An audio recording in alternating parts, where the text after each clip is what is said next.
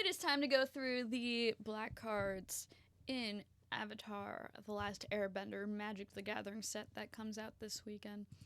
We are starting off strong with Azula Always Lies, which is so canon.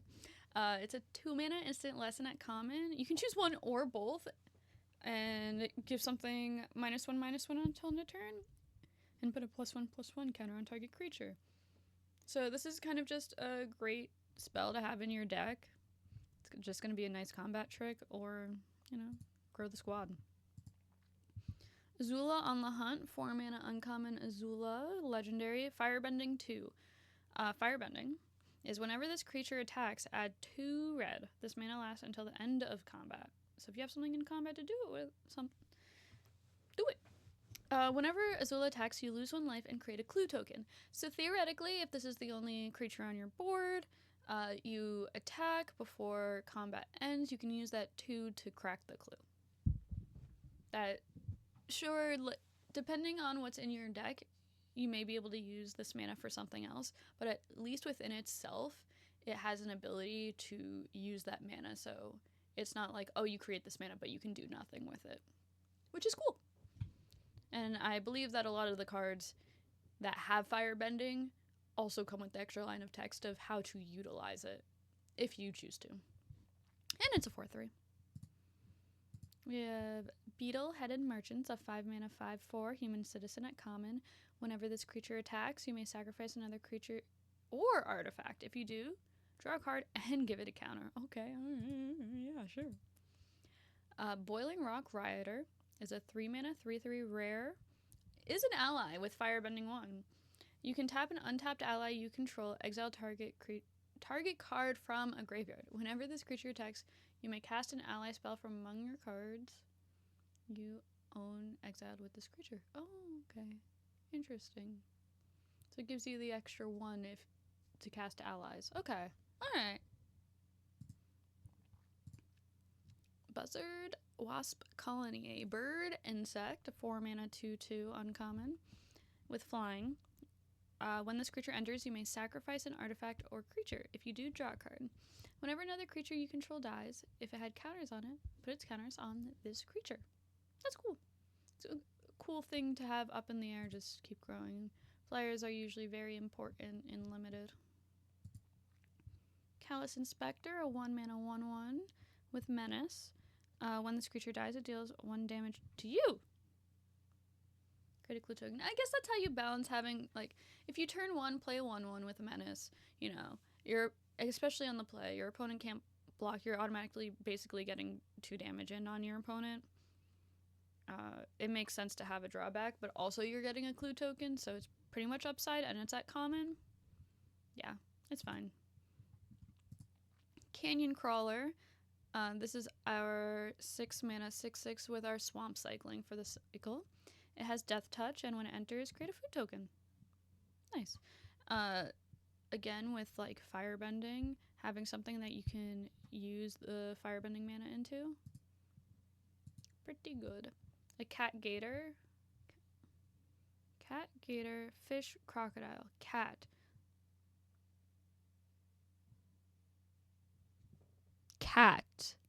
Okay. A 7-mana 3/2 at uncommon with lifelink. When this creature enters, it deals damage equal to the number of swamps you control at any target. Sure. Whatever you say. The Corrupt Court Official. This episode stressed me out so much as a child. 2-mana 1/1. Definitely not an ally. No. When this creature enters, target opponent discards a card. I feel like discarding a card at random would just play into the wheel effect. Who am I? Who am I? But, I'll take it. We always need the common 1 black, 1 colorless, 1/1 discard a card. Alright? I guess we don't need more. The Daily Indoctrination. 2-mana sorcery lesson where you get to choose one. Target opponent reveals their hand. You choose a non-land permanent card from it, and that player discards that card. Okay. And Earthbend 2. Target land you control becomes a 0/0 creature with haste and is still a land. Put 2+1/+1 counters on it. When it's died or exiled, return it to the battlefield tapped. And it's super important that they specified that dies or exiled. Because, you know, in a lot of these places, when a card would die, it would just go to the graveyard. But, you know, if it dies and comes back, but isn't specified exiled, that's a way to get around it. So if a card says to exile something, we're good. We're still going to get the land back. Day of Black Sun, X black, sorcery rare. Each creature with mana value X or less loses all abilities until end of turn, and you destroy those. So, any leaves the battlefield triggers are just gone. Ooh! Alright, this art's kinda nice. Deadly Precision. It's a sorcery for 1. Has an additional cost to... why are words so hard? Additional cost, pay 4, sacrifice an artifact creature, destroy target creature. We've seen these before. Great. Epic Downfall. Love it. Exile target creature with mana value 3 or greater. Uncommon. If you're playing this color, you're playing this removal spell. And we've seen it before. It is in Thrones of Eldraine as well. Fatal Fissure. A 2-mana instant. Choose target creature. When that creature dies this turn, you earthbend 4. Okay. Just get something out of it dying. The Fire Nation Drill. 4-mana vehicle. Valid. 6/3 trample. When it enters, you may tap it. If you do, destroy target creature with power 4 or less. Okay. Feed in 1 mana. Permanents your opponent controls lose hexproof and indestructible until turn. Crew 2? 2? It's trample. I hate that for me. Fire Nation Engineer. 3 mana 2/3. Human Artificer. Uncommon. It has raid. I love raid. At the beginning of your end step, if you attack this turn, put a +1/+1 counter on another target creature or vehicle you control, so it cannot choose itself. Fire Nation. I don't know. 3 mana 0/4 uncommon wall. Defender Reach. Whenever you attack, create a 2/1 colorless construct artifact creature token with flying named Ballistic Boulder that's tapped and attacking. Sacrifice that token at the beginning. Do we have what the token looks like? No. Okay. That's a lot going on there. Tons of flavor, but that's just a lot to keep track of. Foggy Swamp Hunters. 4 mana 3/4 ally. As long as you've drawn 2 or more cards this turn, this creature has lifelink and menace. Alright. And the Foggy Swamp Visions for 3 mana rare sorcery as additional. You can waterbend X. Exile X target creature cards from graveyards. For each creature card exiled this way, create a token copy of it at the beginning of your next end step. Exile those or sacrifice those tokens rather. Okay, I was gonna say they can't stick around that. Oh, why did they have to put something that makes me cry? Heartless Act. Literally 2 mana instant uncommon. Destroy target creature with no counters on it, or remove up to 3 counters from target creature. Mean. Rude. We have Hog Monkey, which is a boar monkey for 3 mana 3/3. At the beginning of combat on your turn, target creature you control with a +1/+1 counter on it gains menace until end turn. You can also exhaust for 5 and put 2 +1/+1 counters on this creature. It'll turn on eventually. Jody, one of many. Horrible. Nightmare Fuel. 2 mana 2/2 Human Advisor. You can tap a black, tap this, surveil 1, create a token that's a copy of this creature, and then sacrifice an artifact creature. Activate only as a sorcery. Hate that. I'll go anywhere else. June, Bounty Hunter, 2 mana 2/2. She can't be blocked as long as you've drawn 2 or more cards this turn. And you can pay 1, sacrifice another creature, create a clue token, activate only during your turn. That is cool. So you'll be able to draw the extra cards. Oh, the Face Stealer. 6 mana, mythic 6/6. When it enters, exile up to one other target creature.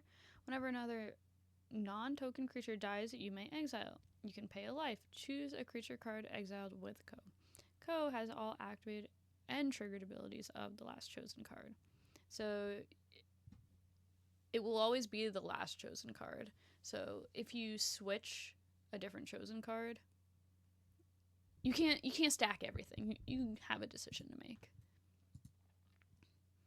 Lo and Lee, Twin Tutors, 5 mana, 2/2. When they enter, search your library for a lesson or noble card, reveal it, and put it into your hand and shuffle. Noble creatures you control and lesson spells you control have lifelink. Lessons having lifelink, okay. Spells having lifelink just stress me out. I don't know why. It doesn't need to. My Scornful Striker, 2 mana, 2/2. Ally! First strike. Whenever a player casts a non-creature spell, they lose 2 life. Sideboard card! Sideboard card! Sick. Merchant of Many Hats, 2 mana, 2/2. Ally. You can pay 3, return this card from your graveyard to your hand. Alright, so he just keeps coming back. Alright, we found the Northern Air Temple. 1 mana. Whenever Northern Air Temple enters, each opponent loses X life and you gain X life, where X is the number of shrines you control. Whenever another shrine you control enters, each opponent loses 1 life and you gain 1 life. It's a very sad temple. Obsessive Pursuit, 2 mana, enchantment at rare. When this enchantment enters, and at the beginning of your upkeep, you lose 1 life and create a clue token. Whenever you attack, put X +1/+1 counters on target attacking creature, where X is the number of permanents you've sacrificed this turn. If X is 3 or greater, that creature gains lifelink until end of turn. Okay, so you're actively creating cards that you can sacrifice that will then feed into the second half of this card. So it gives you an engine without having to have anything else. Is it the easiest engine? No, you have to have a lot of mana for it. But it does give you these options. Ozai's Cruelty is a sorcery lesson, which is rude. Is not a good lesson. 3 mana, it deals 2 damage to target player. That player discards 2 cards. Okay, so if a lesson has lifelink, that would work. Phoenix Fleet Airship is a 4 mana, 4/4 mythic vehicle with flying, as an airship does. At the beginning of your end step, if you sacrifice a permanent this turn, create a token that's a copy of this vehicle. As long as you control 8 or more permanents named this airship, this vehicle is an artifact creature. So if you just have infinite of these, it creates a fleet. Okay. Alright.